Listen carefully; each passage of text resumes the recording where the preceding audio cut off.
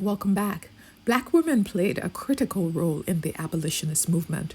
Women like Harriet Tubman, Sojourner Truth, and Ann Shad. Then some black men started believing a woman's place was only in the home. Ann Shad was born on October 9th, 1823, in Wilmington, Delaware.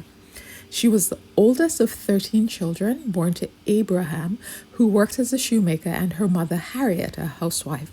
Mary's parents were middle-class free people who used their home as a safe house or a station on the Underground Railroad. They helped people escaping slavery. It's not surprising, then, that Shad became an abolitionist and a community activist.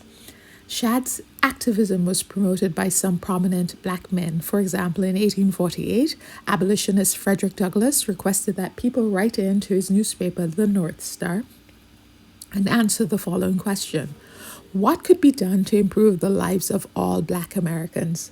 The then 25-year-old Shad wrote, "We should do more and talk less." And Douglass published it. In 1850, when the Fugitive Slave Law criminalized helping enslaved people escaping to freedom, Shad and later her extended family moved to Canada, where they continued their activism.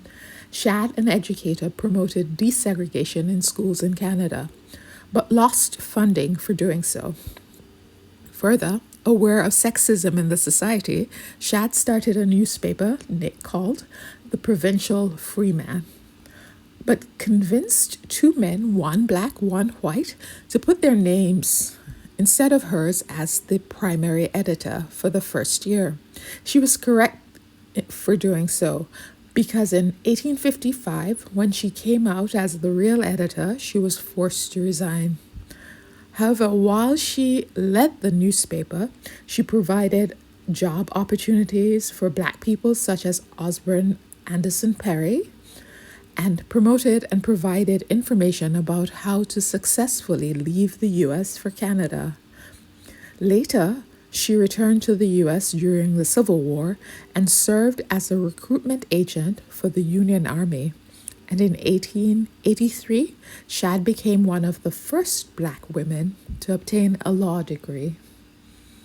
So the question for you is, as a community, are we better off when half our population is silent and submissive? Or are we better off when we work in partnership? Thanks for listening.